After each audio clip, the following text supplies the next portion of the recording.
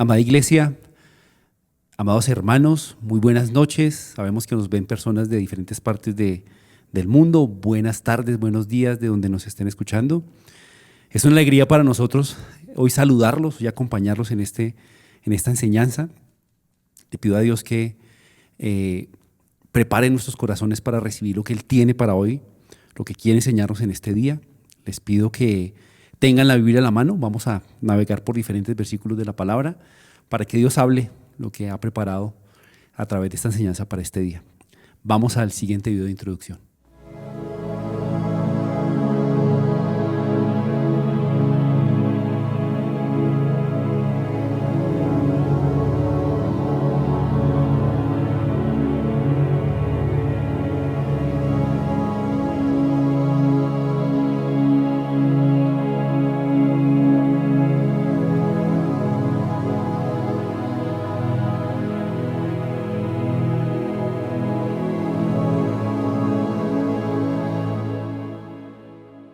Los invito, mis hermanos, a ir a la palabra, al libro de Éxodo, capítulo 15, versículo 11, para darle inicio a nuestra enseñanza.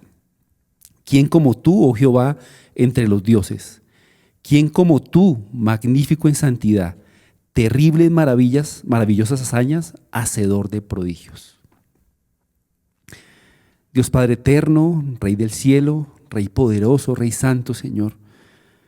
Rey temible maravillas, terribles maravillosas hazañas, Señor. Hoy vengo en este día, papito hermoso, poniendo delante de ti este tiempo, que sea tu corazón, mi Señor, hablando a cada uno de nosotros, Señor. Yo te pido que tomes mi palabra, Señor, que seas tú ungiéndola, que tomes todo lo que sale de mi boca y que esté alineado a tu corazón, Señor. Que no salga de mí nada que tú no quieras decir en esta noche, Señor. Yo me hago a un lado, Señor, para que tú tomes el control de lo que yo pueda decir, Señor.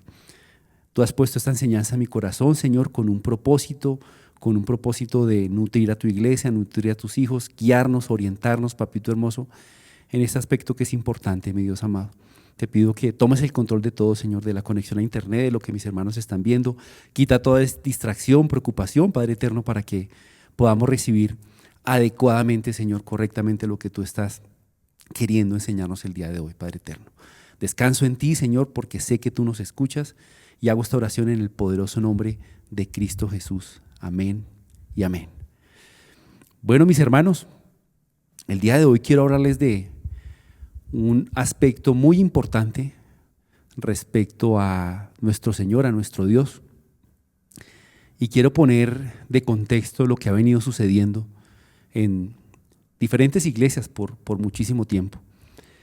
Hay dos doctrinas, una doctrina que ve en los milagros, desafortunadamente, una realidad en donde presentan la fe como un show, en donde le dan órdenes a Dios, decretan, ordenan, en donde los pactos y las siembras están en el camino para que una persona pueda recibir un milagro.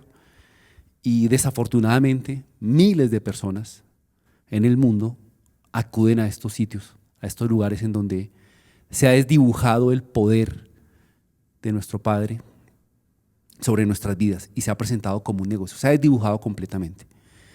Ese es un extremo muy peligroso. Hay otro extremo que también se ve en diferentes iglesias, en donde interpretaciones bíblicas llevan a pastores, a maestros a decir que los milagros de Dios, el poder de Dios solamente fue vigente durante los primeros años de la iglesia, en donde los cristianos podían hacer milagros y esos milagros respaldaban lo que ellos estaban enseñando, pero que ya cesaron, que esos milagros ya no se están manifestando, que Dios ya no hace milagros.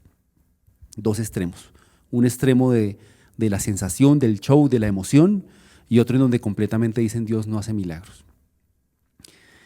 ¿Qué está sucediendo al final?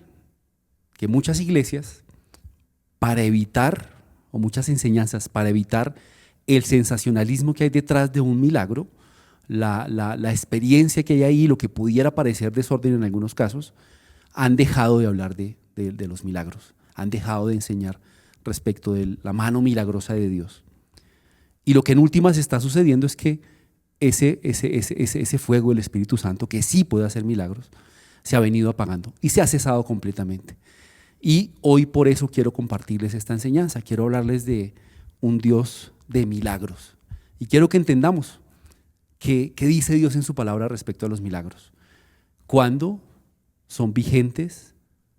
¿Cuándo Dios no responde? ¿Por qué responde? ¿Cuál es el propósito realmente de los milagros? ¿Qué peligros hay en los milagros? Esos temas son los que vamos a desarrollar en la enseñanza del día de hoy. Entonces, poniendo esto como contexto, mis hermanos, en donde hay un escenario de extremo, de show, donde sabemos que no se están haciendo las cosas bien, a un escenario en donde se ha apagado por completamente el poder y el mover de Dios. Y entender qué dice la palabra, no lo que digo yo, qué dice la palabra respecto a esto. Entonces, para esto, mis hermanos, vamos a desarrollar este estudio en 5 puntos. Y vamos a arrancar con el primer punto. El primer punto, podemos verlo en pantalla. ¿Son aún vigentes los milagros? Esa es la primera pregunta que vamos a resolver. ¿Es aún vigente el mover de Dios operando milagros en la vida de sus hijos? La primera pregunta que vamos a resolver. Y vamos a la respuesta rápidamente. Sí, Dios lo confirma a través de su palabra y sus enseñanzas. Los milagros son bíblicos. No solamente acompañaron la iglesia del primer siglo, los primeros cristianos, están vigentes en la vida del cristiano. En algún momento, alguien en una genuina resignación se acercó a nosotros y nos preguntó a Marcelita, a mi esposa, a mí, ¿Dios todavía puede hacer milagros? Y esa pregunta retumbó en los dos ya hace un tiempo atrás. ¿De qué se está enseñando en las iglesias? Que estamos minimizando el poder de Dios, que no le estamos dando esperanza a las almas. Y como los milagros no existen, pues la gente no sabe cómo, en algunos momentos, cómo vivir o cómo hacer para que efectivamente Dios responda poderosamente en su vida. Entonces, vemos el enemigo ha logrado el cometido. Y es exagerar, ponerle un show para que muchos digan, mire, estas personas están exagerando, están locos, ¿qué les está pasando? Y otros diciendo, no, Dios no tiene poder. Por eso es importante este tema para sentarlo a la luz de las Escrituras. Entonces, vamos a Jeremías 32:27, ¿qué dice la palabra respecto a esto? He aquí, yo soy Jehová, Dios de toda carne. ¿Habrá algo que sea difícil para mí? Dice la palabra. Dios nos está preguntando, nos está diciendo, ¿hay algo que sea difícil para mí? El Dios que nos levantó hoy en la mañana, el Dios que nos tiene vivos, el Dios que nos permite respirar, el Dios que nos dio las manos, los ojos, el Dios que nos creó, Él nos pregunta, ¿será que hay algo difícil para mí? Y sabemos que nuestro Dios es todopoderoso. Él puede operar, Él puede obrar a través de cualquier circunstancia en la vida de sus hijos. ¿Cómo lo dice el Evangelio de Marcos? En el capítulo 16, versículo 17 al 18. Y estas señales seguirán a los que creen. En mi nombre echarán fuera demonios, hablarán nuevas lenguas, tomarán en las manos serpientes y si bebieren cosa mortífera no les hará daño. Sobre los enfermos pondrá sus manos y sanarán. Aquí no está hablando un apóstol, no está hablando un discípulo, está hablando nuestro Señor Jesucristo. Y Él nos dice que a los que creen, le seguirán estas señales. Cristo lo está diciendo. En otra porción de la palabra, Juan 14:12 dice, de cierto os digo, el que en mí cree, las obras que yo hago, Él las hará también, y aún mayores hará porque yo voy al Padre. En los 2 versículos nos dicen si creen. Y este creer no es un creer académico, no es un creer intelectual. Es un creer que va acompañado de un comportamiento de obediencia a Dios. Cuando hay obediencia a Dios, Dios puede responder. Dios puede responder. Vamos al siguiente pensamiento que concluye el primer punto. ¿Son aún vigentes los milagros? ¿Qué dice este pensamiento, esta respuesta? La palabra no enseña que los milagros hayan sido exclusivamente de los primeros cristianos. Por el contrario, nuestro Señor Jesucristo afirma claramente que estas obras acompañarán a los que creen. Esa es la conclusión. Estas obras, el poder de Dios acompañará a sus hijos, a los que creen. Luego decir que ya cesaron a la luz de la palabra no tiene sustento. Entonces viene una segunda pregunta. Entonces dice alguien, bueno, muy bien, perfecto, los milagros están vigentes, pero yo llevo muchísimo tiempo pidiendo un milagro y no hay respuesta. No ha sucedido ese milagro que estoy pidiendo. Entonces, si Dios cumple milagros, ¿por qué no hay respuesta a mi vida, a esto que estoy pidiendo, a esta situación que estoy atravesando y no ha terminado? Y vamos entonces al segundo punto de nuestra enseñanza el día de hoy. ¿Por qué no hay respuesta de Dios a ese milagro que estoy pidiendo? ¿Por qué Dios no responde a un milagro? ¿Por qué no responde a alguna oración? A veces queremos que la respuesta sea la que yo quiero. Y si esa respuesta no viene, pues digo, Dios no me está respondiendo. Pero un no es una respuesta de Dios. Un no nos está cuidando. Un no todavía nos está preparando. Un sí nos está bendiciendo. Pero a veces queremos esta respuesta y es esa la que quiero, y si no me sirve, y si no viene esa respuesta a mi vida, no, Dios no me ama, no me responde, no me escucha. Entonces vamos a ver, hay 3 respuestas el por qué Dios no responde a ese milagro que estamos pidiendo. Hay 3 respuestas. La primera es por la voluntad soberana de Dios. Por la voluntad de Dios. ¿Y en dónde podemos ver esto a la luz de las Escrituras? Vamos a la primera carta de Juan, capítulo 5, versículo 14, que nos dice: y esta es la confianza que tenemos en Él, que si pedimos alguna cosa conforme a su voluntad, Él nos oye. Y aquí empezamos a entender qué está pasando. Muchas veces pedimos algo a Dios, pero conforme a nuestra voluntad, a lo que queremos nosotros, no a lo que Dios quiere para nuestra vida. Le pedimos a Dios, Dios, yo quiero que esta niña se convierta, Dios, a tus caminos para que sea mi novia. ¿Pero acaso esa es la voluntad de Dios, por ejemplo?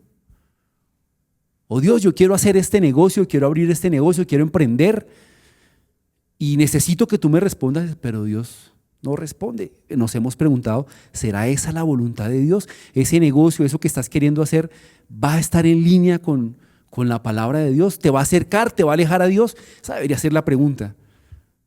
¿Es la voluntad de Dios la que yo estoy pidiendo para mi vida? Entonces Dios no responde en muchos momentos porque no está conforme a su voluntad. La respuesta es no, porque eso que te voy a dar no te conviene, no lo puedes administrar. Te va a hacer perder, te va a alejar de mí, te va a doler, no te lo voy a dar. No voy a responder a esa plegaria que estás poniendo en mí. Santiago 4:3 lo dice: pedís y no recibís, porque pedéis mal, para gastar en vuestros deleites. Entonces pedimos siendo egoístas. Dios, es que yo quiero una casa, quiero carro, quiero beca, y quiero. Y el propósito de esto que le estamos pidiendo a Dios, ¿genuinamente lo está glorificando? ¿Genuinamente es algo que me va a permitir extender el reino de Dios, eso que estoy pidiéndole a Dios? Pedimos para nosotros, por eso no recibimos. Y otro ejemplo, lo encontramos en la segunda carta a los Corintios, capítulo 12, versículos 7 al 10. Y creo que este es el ejemplo más claro de la realidad de Dios en la vida de un hijo que lo obedece y lo sigue, y que Dios no responde. Y aquí el apóstol Pablo lo menciona de la siguiente manera. Yo voy a leerlo versículo por versículo. Y para que la grandeza de las revelaciones no me exaltasen desmedidamente, me fue dado un aguijón en mi carne, un mensajero de Satanás que me abofetee, para que no me enaltezca sobremanera. Pablo entendía que Dios no había respondido, no le había quitado ese aguijón, o lo había enviado para que no viniera orgullo a su vida. Pablo, guiado por el Espíritu Santo, entendió el propósito de una situación difícil. Ha venido un aguijón a mi carne, y vino a mi carne porque si no viniera, con todo lo que Dios me ha revelado, yo sería orgulloso. Me enaltecería, pensaría que soy yo, pero no. Y él sigue hablando. respecto a la cual 3 veces he rogado al Señor que lo quite de mí, y me ha dicho, bástate mi gracia porque mi poder se perfecciona en la debilidad. Hay enfermedades que causan mucho dolor, que todo el día duelen, los huesitos, los músculos, la cabeza. Hay enfermedades autoinmunes últimamente muy difíciles, muy difíciles. Y él dice aquí, respecto a lo cual 3 veces he rogado al Señor. La palabra nos dice, y los estudiosos de la Biblia dicen que era un daño en los ojos que tenía Pablo, que había una situación en sus ojos, es lo que se puede concluir. Pero vemos el corazón de Pablo, dice, a lo cual he rogado 3 veces al Señor. Era un hombre que clamaba a Dios, buscaba a Dios. Sus cartas nos muestran el corazón de Pablo. Era un hombre de Dios que tenía un aguijón en su carne y clamaba a Dios. Y Dios le respondió, bástate mi gracia porque mi poder se perfecciona en la debilidad. Y sigue la siguiente parte del versículo. Por tanto, de buena gana me gloriaré más bien en mis debilidades para que repose sobre mí el poder de Cristo.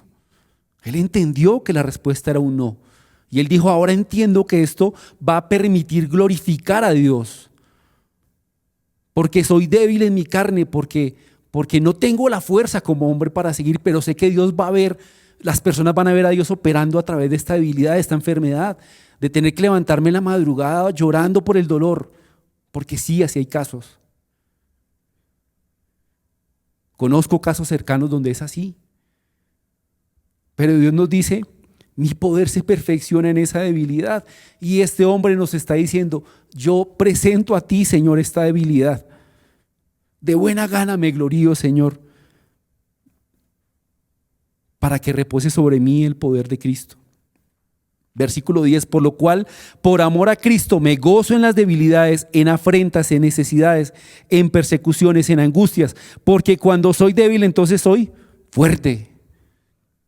Si yo sé que en mis fuerzas, en mi debilidad, en mi enfermedad, yo no puedo, físicamente no puedo, pero Dios me usa, la gente va a ver el poder de Dios en mi vida. La gente va a entender que es Dios operando a través de mí, que no es la persona. Entonces, dentro de este punto, mis hermanos, entendemos que esa realidad que tú estás viviendo, yo no la conozco, Dios sí, mi hermano y mi hermana que me escuchas. Esa enfermedad, ese dolor, esa situación, ese problema con los abogados, esa situación difícil que estás atravesando, es una oportunidad para que descansemos en Dios, en que Él tiene el control y Él pueda operar a través de esto. Él pueda mostrar su poder a través de esto. Y no vas a ser tú. Tú no vas a estarlo haciendo, va a ser Dios a través de tu vida y Dios se va a glorificar. Entonces concluyo este primer punto de la voluntad de Dios. ¿Por qué Dios no nos responde? Por su voluntad. Lo concluyo con este pensamiento. Dios no siempre responde conforme a nuestros deseos, sino de acuerdo con sus perfectos planes, sus planes perfectos. En muchas ocasiones, estos planes incluyen pruebas y dificultades que Él usa para formar el carácter de sus hijos y cumplir sus propósitos en ellos. Lo que Dios permita nos conviene, mis hermanos. Lo que Dios habilite que suceda en nuestra vida nos conviene y están conforme a sus planes. Entonces, primer punto, por la voluntad de Dios. Segundo punto, por la falta de fe o la duda. Segundo punto, porque Dios no responde por la fe o por la falta de fe o la duda. Mateo 13:58 nos lo dice. Y no hizo allí muchos milagros a causa de la incredulidad de ellos. Aquí nos están hablando de Jesús en Nazaret, en su tierra natal, donde lo conocían, donde tenía familia, vecinos, conocidos. Y dice la palabra que no hizo allí muchos milagros por la incredulidad de ellos. Y aquí la pregunta sería para cada uno de nosotros, mis hermanos, ¿cómo vemos nosotros a Dios? ¿Como un profeta? ¿Como un buen hombre? ¿Como un personaje histórico?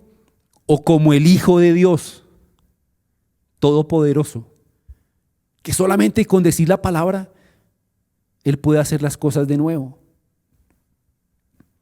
Santiago 1, del versículo 6 al versículo 7 lo dice.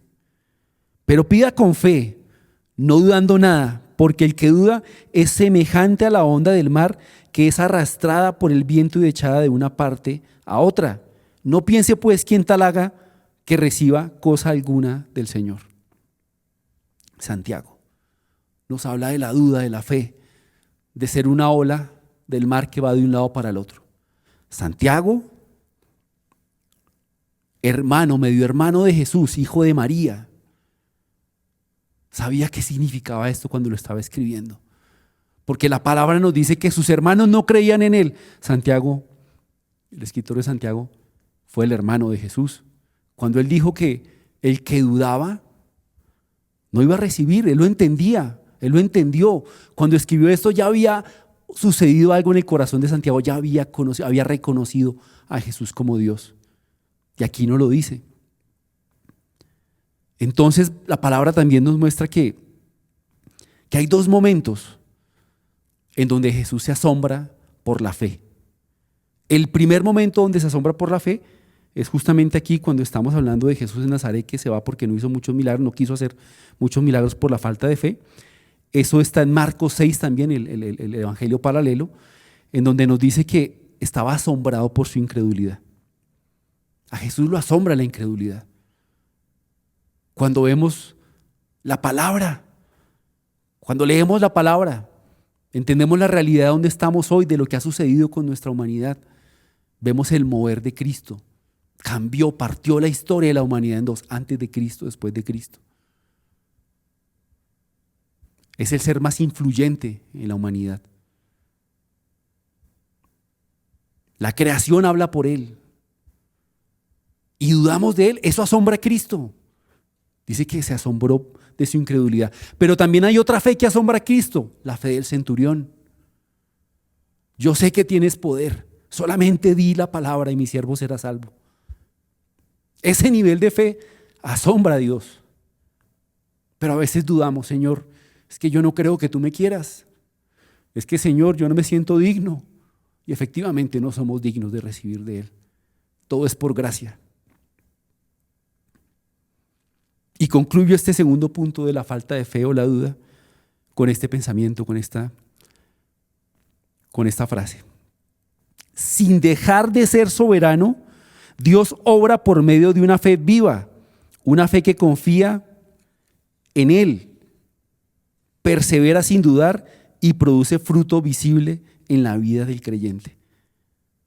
Dios no responde a nuestras oraciones. Número uno, pueden estar contra su voluntad. Número dos, porque nos falta fe. Y número tres, por el pecado. Le pido y le pido a Dios, pero no cambio mi vida. Tengo una hermosa religiosidad, voy todos los días, todos los domingos a la iglesia, escucho las predicaciones, oro, pero no cambio. Me veo a la luz de la palabra, pero se me olvida quién soy. No cambio, soy oidor, pero no soy hacedor de la palabra. ¿Qué dice Isaías 59 del 1 al 2 respecto al pecado?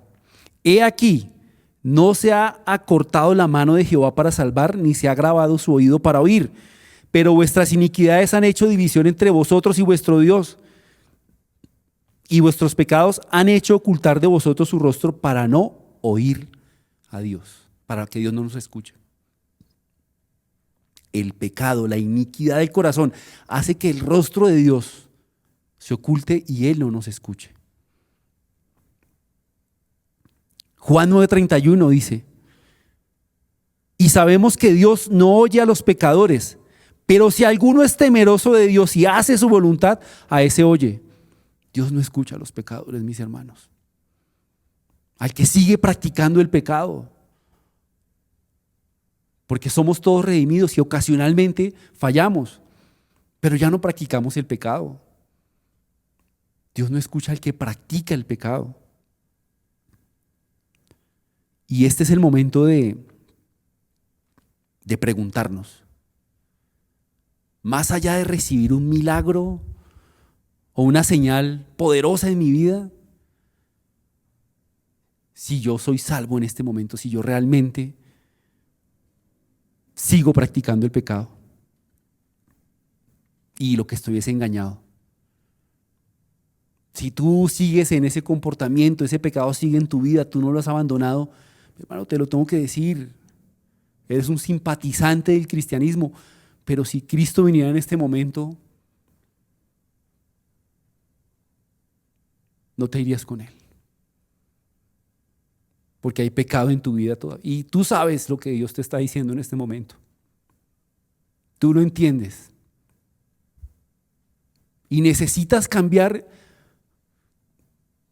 en la manera como estás buscando a Dios, como si estás buscando la mano de Dios, pero no estás buscando su rostro, lo estás haciendo mal. Si estás buscando un milagro, pero no estás buscando al Dios de los milagros, estás mal.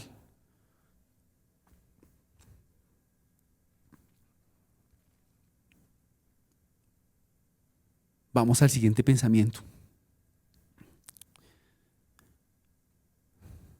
Nuestro Dios, 3 veces santo, no permanece indiferente ante el pecado. Cuando vivimos deliberadamente lejos de su voluntad, el pecado levanta una barrera espiritual que afecta a nuestra comunión con Él y obstaculiza nuestra vida de oración. Entonces son 3 razones por las cuales Dios no responde a mi oración, a mi plegaria con un milagro. Porque está en contra de su voluntad y propósitos, porque me falta fe o porque todavía estoy pecando. ¿En dónde estás tú? ¿Pidiendo algo que no te conviene? ¿Dudando de Dios o todavía en pecado? Solo Dios sabe y tú la respuesta. Pero entendamos entonces cuál debe ser el propósito de los milagros. ¿Por qué Dios me está llevando a clamar, a explicar este tema, a orar por un milagro? ¿Qué quiere Él en mi vida? ¿Qué busca Él en mi corazón cuando Él responde una oración? Cuando hay una oración respondida. Y vamos a nuestro tercer punto. ¿Cuál es el verdadero propósito de los milagros? Primer punto. Hacer que podamos ver la gloria de Dios y el poder de Dios operando en nuestras vidas. Primer propósito, que veamos su poder, que veamos su obra maravillosa en nuestras vidas, en todas las áreas de nuestra vida. Juan 11:40 lo dice, Cristo lo dijo, Jesús le dijo, ¿no te he dicho que si crees verás la gloria de Dios? Se lo estaba diciendo a Marta. Acababa de fallecer su amigo. Cristo había podido llegar antes, pero esperó. ¿Por qué? Porque querían que vieran la gloria de Dios. Dios nos mete en circunstancias que parecieran no tener solución, que la ciencia médica no ha resuelto. ¿Para qué? Para que veamos su gloria. Un milagro es la intervención divina de Dios sobre lo que conocemos para operarlo de tal manera que se vea su gloria. En la salud de una persona, en la solución de un caso, en la respuesta de un juez, y así con cualquier área de nuestra vida. Una intervención que solamente Él puede hacer. Y aquí era resucitar a una persona. Entonces, la primera razón es hacer que podamos ver la gloria de Dios operando en nuestras vidas. El segundo punto, ser testigos, hacernos testigos y dar así testimonio de modo que más personas crean en Cristo. Ser testigos para hacer testimonios y que más personas crean en Cristo. Juan 11:42 dice, Cristo, yo sabía que siempre me oyes, pero lo dije por causa de la multitud que está alrededor para que crean que tú me has enviado. El milagro tiene que producir personas que crean, testimonio, hablarle a otras personas de lo que Dios está haciendo para que crean en Él. No nos guardemos los milagros y las cosas que Dios está haciendo en nuestras vidas. Ese testimonio alimenta la fe, ayuda a otras personas. Y quiero leerles una historia real Quiero leerles una historia real que sucedió hace 18 meses. Adriana, una mujer creyente, saludable y de mediana edad, sufrió hace 18 meses un dolor de cabeza insoportable. Perdió el conocimiento y fue llevada de urgencia a la clínica. El diagnóstico fue devastador. Se había roto un aneurisma en su cabeza. El médico explicó a la familia que de cada 100 personas en esa condición, solo una sobrevivía. Y aún así las condiciones de vida podrían ser críticas. Incluso le sugirieron desconectarla de los aparatos vitales para evitarles sufrimiento. La familia de Adriana, una familia cristiana, que ya venía de enfrentar una situación grave de salud con su padre, decidió no rendirse. Pidieron oración a los hermanos de la iglesia y aunque estaban confundidos por lo repentino de todo, respondieron a los médicos con fe. Que sea Dios quien tome decisiones sobre la vida, nosotros no. Hagan todo lo posible para salvarla. Durante ese día le realizaron exámenes para ubicar exactamente la ruptura. Encontraron que estaba en una arteria del cerebro, del cerebelo, en una zona que controla funciones vitales como la respiración, la deglución, el equilibrio y la motricidad. Durante una semana intentaron estabilizarla y evaluaron si debían practicarle una traqueotomía para ayudarla a alimentarse y a respirar. Intentaron retirar los respiradores, pero ella aún no podía respirar por sí sola. La preocupación aumentaba, pero también la oración. En la mañana, al mediodía, en la noche, en la madrugada, había familiares y hermanos acompañándola, clamando a Dios. El día planeado para la traqueotomía, al realizarse una prueba, los médicos notaron algo inesperado. Esa función vital que comenzaba a recuperarse, una función vital que comenzaba a recuperarse. Las siguientes pruebas confirmaron mejoría. El neurólogo le dijo a la familia: no sé quiénes son ustedes, ni qué están haciendo, pero lo que estén haciendo, síganlo haciendo. Desde su desconocimiento espiritual, los doctores hablaron de los rosarios, las novenas, pero reconocían algo evidente: nosotros no hemos podido hacer nada por ella. Un par de semanas después, Adriana salió caminando de la clínica. En ese momento no tenía empleo y el diagnóstico de los doctores era pesimista en cuanto a recuperar sus capacidades. Hoy, para la gloria de Dios, para que muchos más crean, es directora en una institución educativa. Dios solo no la sanó completamente, sino que restauró áreas profundas de su vida, su relación con Él, su relación con su familia, fortaleció su mente, abrió nuevas puertas. Adriana hoy se congrega en Filadelfia. Adriana es mi hermana, Adriana Ramírez.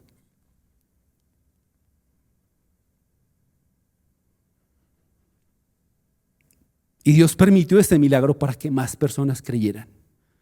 La familia alrededor quedó impactada por esto que estaba sucediendo. Muchas personas, amigos, familiares, primos de nuestra familia, estaban ahí presentes en la cafetería de la clínica, esperando el desenlace fatal. Y Dios respondió con un milagro sobrenatural. No la intervinieron, no le hicieron ninguna cirugía. Y su arteria en el cerebelo se selló. ¿Quién puede hacer eso? El Dios de los milagros. El Dios de los milagros. La oración de muchas personas. La voluntad de Dios que estaba conforme. El clamor de la familia, de todas las personas. Cientos de personas clamaban por ella. Dios respondió. Y hoy yo cuento este testimonio con alegría en el corazón, pero entendiendo que es necesario para no sé qué persona o qué personas Dios les está hablando. Él puede operar milagrosamente para que otros crean, para dar testimonio. Muy bien, entonces Dios puede hacer milagros para que veamos su gloria, para hacernos testigos y, lo más importante, para salvar nuestras almas. Entonces, dentro del propósito de los milagros, vamos al punto C: salvar nuestras almas. Dice la palabra, ¿de qué le sirve al hombre si gana el mundo y pierde su salvación? De nada. El milagro más importante es la salvación de nuestras almas. Dios permite milagros para salvar nuestras almas. Lucas 17, del 11 al 19 dice, en el tercer punto, salvar nuestras almas. Yendo Jesús a Jerusalén, pasaban entre Samaria y Galilea. Y al entrar en una aldea le salieron al encuentro 10 hombres leprosos, los cuales se pararon de lejos y alzaron la voz diciendo, Jesús, Maestro, ten misericordia de nosotros. Cuando él los vio, les dijo, id, mostraos a los sacerdotes. Y aconteció que mientras iban fueron limpiados. Entonces uno de ellos, viendo que había sido sanado, volvió glorificando a Dios a gran voz y se postró rostro en tierra a sus pies dándole gracias, y este era samaritano. Y respondiéndole Jesús dijo, ¿no son 10 los que fueron limpiados? ¿Y los 9 dónde están? ¿No hubo quien volviese y diese gloria a Dios sino este extranjero? Y le dijo, levántate, vete, tu fe te ha salvado. 10 personas con el mismo mal buscaron a Dios por una respuesta, a Cristo. Dios respondió, pero solamente uno, según la palabra, fue salvo. Vamos a este pensamiento. El milagro más grande no es la sanidad física ni la respuesta de un médico, de un abogado o de una persona, sino la salvación de nuestras almas. Ese es el milagro más grande que puede ocurrir en nuestras vidas. Ese es el milagro que tenemos que pedirle a Dios. Y lo demás, si Él lo permite, es añadidura. Pero por lo que tenemos que clamar y buscar a Dios es por la salvación. Y en la actitud frente a lo que Dios responde a nuestra vida, sabemos si nuestro corazón es salvo o no, si somos salvos o no. Vino el milagro y no volvieron a Dios. ¿Fueron salvos? La palabra nos muestra que no. Dios respondió, pero estabas buscando un milagro, no a Dios. Y te fuiste, no volviste a buscar a Dios, a darle gracias, a glorificar su nombre, ¿no? O la respuesta fue la que no esperaba. Entonces me voy de iglesia en iglesia buscando milagros, a que me digan lo que quiero escuchar. Tampoco hay salvación ahí. De los 10, solamente uno fue salvo. Muy bien, entonces ya entendimos el propósito de los milagros. Ahora vamos a un cuarto punto de nuestra enseñanza el día de hoy. ¿A qué peligros se exponen quienes buscan a Dios solo por milagros y señales? Porque hay que decirlo, están en peligro. Y si tú eres de los que van iglesia en iglesia, buscando el milagro, que llegue el ungido, que venga el apóstol, buscando un milagro, estás en un grave peligro, muy grave. ¿Qué dice la palabra en Mateo 24:24?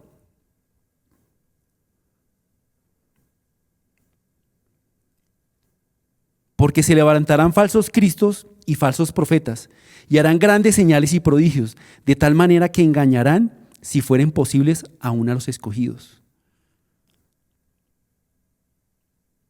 Mateo 7:22-23 dice, muchos me dirán en aquel día, Señor, Señor, ¿no profetizamos en tu nombre y no echamos fuera demonios y en tu nombre hicimos muchos milagros? Y entonces les declararé, nunca os conocí, apartados de mí, hacedores de maldad.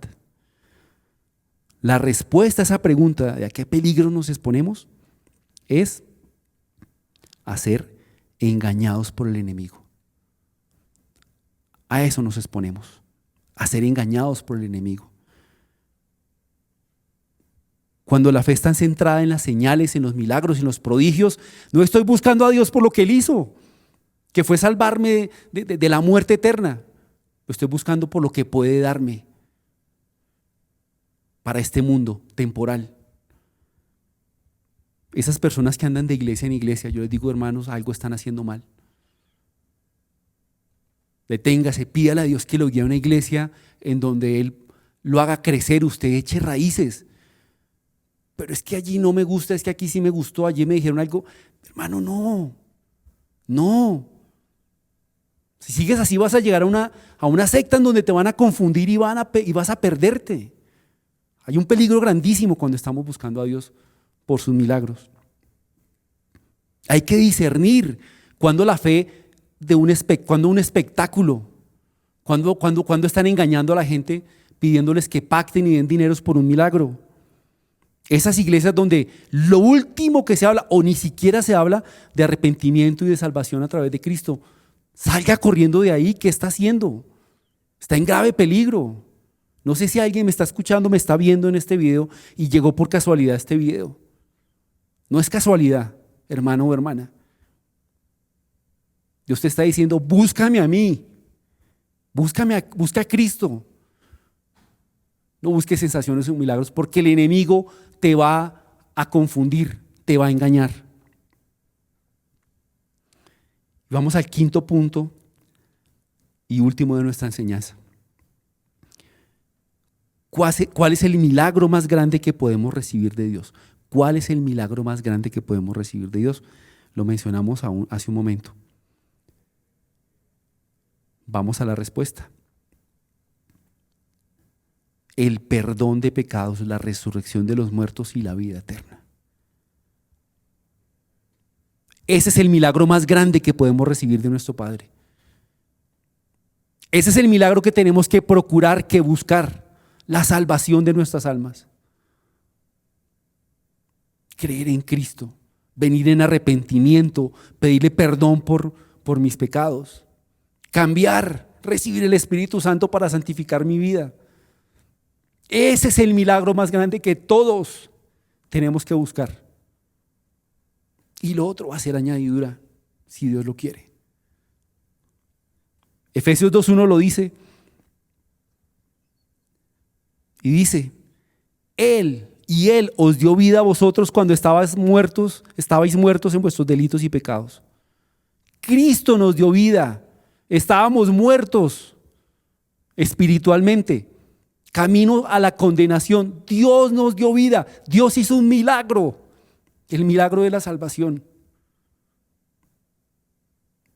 Ese es el que necesitamos buscar. Hechos 4:12 dice, y en ninguno otro hay salvación, porque no hay otro nombre bajo el cielo dado a los hombres en que podamos ser salvos. Jesucristo. No hay otro nombre en el que podamos ser salvos. Solamente en Cristo. No un santo, no una virgen, no un medium, no. Solo hay un nombre, Jesucristo. Juan 6:68 dice, le respondió Simón Pedro, Señor, ¿a quién iremos? Tú tienes palabras de vida eterna. Solo tú tienes palabras de vida eterna, Cristo. Solo tú puedes hacer el milagro de mi salvación y de nuestra salvación, Señor. Solo tú tienes palabras de vida eterna. Y Colosenses 3:2 dice, poned la mirada en las cosas de arriba, no en las de la tierra. Un milagro de salud nos puede servir para los 60, 70, 80 años que podamos vivir. Pero el milagro más grande es el que pone sus ojos en las cosas de arriba, en la eternidad. Todo lo otro va a pasar. Cielo y tierra pasarán, pero tu palabra, Señor, esa palabra de vida eterna, de salvación, no pasará. Y concluyamos con este pensamiento, mis hermanos. Dejemos de buscar milagros temporales y busquemos lo eterno, lo que ni la muerte física puede arrebatarnos. Ese es nuestro propósito. Tenemos un Dios poderoso en milagros. Y lo leíamos en la primera porción cuando arrancamos. ¿Quién como tú, oh Jehová, entre los dioses? ¿Quién como tú, magnífico en santidad, terrible en maravillosas hazañas, hacedor de prodigios? Ese es el Dios que tenemos. Y puede hacer lo que quiera, Él puede operar sobre cualquier circunstancia. Pero lo buscamos por la salvación, no por lo que pueda darnos temporal en este mundo. Lo buscamos por lo eterno. Concluyendo, mis hermanos, esta enseñanza, Dios aún puede hacer milagros, sí, los puede hacer. Cuando no hay respuesta a esa oración, a ese clamor, puede ser por su voluntad, porque está fuera de sus propósitos, por la falta de fe o por el pecado en nuestra vida. Buscar a Dios por milagros es un gran peligro. Nos podemos perder en ese proceso. Y el propósito de los milagros, si Dios los permite en nuestra vida, es que veamos su gloria, que otros crean con nuestro testimonio. Pero lo más importante y el milagro que tenemos que buscar siempre y cuidar es la salvación de nuestras almas. Y hoy quiero, mis hermanos, clamar a Dios por ese milagro, por el milagro más grande que podemos recibir de Él, el milagro de la salvación de nuestras almas. Y yo te invito a ti, hermano o hermana, amigo, conocido o no conocido, que nos escuchas a través de la internet, que cierres tus ojitos en este momento, ahí donde estás. Y si Dios habla a tu corazón, si Dios te mostró que hay cosas que tienes que corregir de manera inmediata, te pido que me acompañes en esta oración. Señor, hoy vengo delante de ti para pedirte perdón. Reconozco que muchas veces te he buscado por razones equivocadas. He dudado de tu poder. He sido ingrato cuando me has respondido. Y en ocasiones he seguido practicando el pecado. Hoy me arrepiento sinceramente y te pido perdón. Gracias por haberme enviado a tu Santo Hijo, mi Señor Jesucristo, a morir por mí en la cruz. Gracias porque Él sufrió la muerte para que yo pudiera recibir vida.